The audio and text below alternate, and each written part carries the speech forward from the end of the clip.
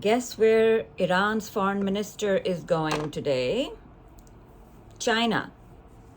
Mr. Araghchi is going to China. And this meeting in China comes ahead of Donald Trump's purported trip to China.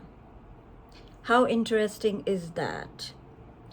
It seems that Iran and China are going to be coordinating messaging so that, according to some analysts, that when Trump goes to China and comes back and restarts the war, it doesn't look like China greenlit that war. And it seems that there is a message coordination, and Iran and China are showing that they are actually on the same side of this. So remember, majority of China's oil comes from Iran. And Iran is also a big market for Chinese product. And China has made it very clear they're not going to tolerate any sanctions being put on their refineries. And for the first time, they've actually shown the middle finger and said, we are not going to abide by US sanctions that Besant just announced, only to turn around and beg China to help open the Strait of Hormuz. China is basically telling the US to lift the blockade, stop this nonsense, and telling Iran to get back to the negotiating table. So they're doing all of that. And they're also helping Pakistan with the mediation and trying to push on the diplomatic front. But it's interesting that Mr. Araghchi is on his way there. So Pete Hegseth had a curious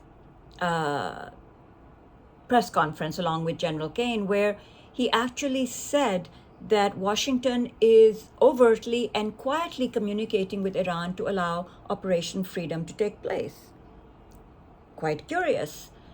There's some actions that IRGC takes sometimes that are outside the bounds of what maybe Iranian negotiators would like, that their job is to rein in and ultimately create a condition for a deal. That's their job, to rein in. So he's actually, what is he actually saying? That the IRGC has a legitimate right to rein in, and rein in who? This coordination seems to be an indication of what's happening behind the scenes versus what's happening publicly. And even General Cain went so far to say, oh, what happened in the Strait was below the threshold of harassment. So, it's up to the politicians to break the ceasefire. It's not something that I want to comment on.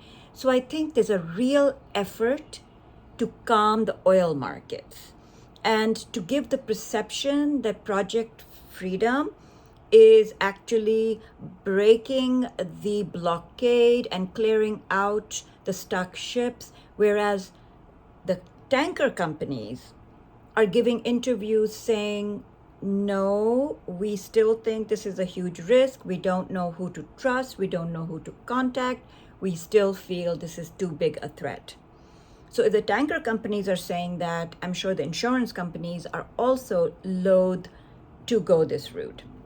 So it is a perception game right now to ease the oil market fears more than what reality is. And Mr. Qalibaf, the Speaker of Iran's parliament, who, as you remember, is the lead negotiator, has basically said today the security of shipping and energy transit has been jeopardized by the United States and its allies through the violation of the ceasefire and the imposition of a blockade.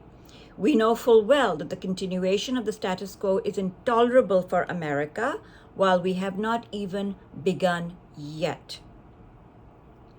This statement suggests, according to DropSite, that Iran views the current pressure on global energy markets as leverage it has barely started to exercise, and that Iran is prepared to withstand pressure from the US blockade and escalate further if the US continues its push to reopen the strait by force.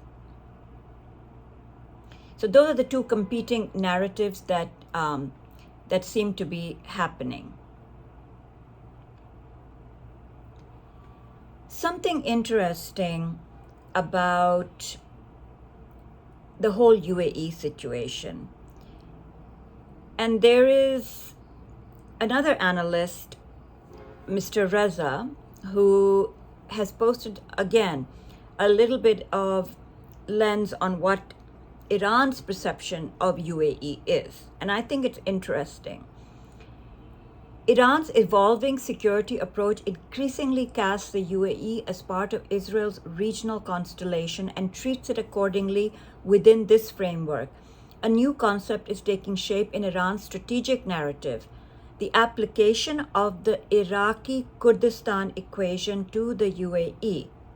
That is, the use of preemptive measures to neutralize threats at their source. From this vantage point, Tehran does not pursue a uniform policy toward the GCC. Rather, it seeks to capitalize on the widening rift between Saudi Arabia and the UAE, using it both to expand the reach of its regional security buffer and to forestall the emergence of a unified front among the Arab states of the Persian Gulf. As I mentioned yesterday, it seems Iran's attack on Fujairah port and setting it alight was basically an announcement of a blockade on the UAE oil transport and production. Iran sees the UAE as firmly in the Israel camp. Forget the US. It sees it as a proxy for Israel, and it sees it as a launching pad for Israeli dominance and attacks. And of course, it also sees it as a base for the US to launch its attacks. This brings me to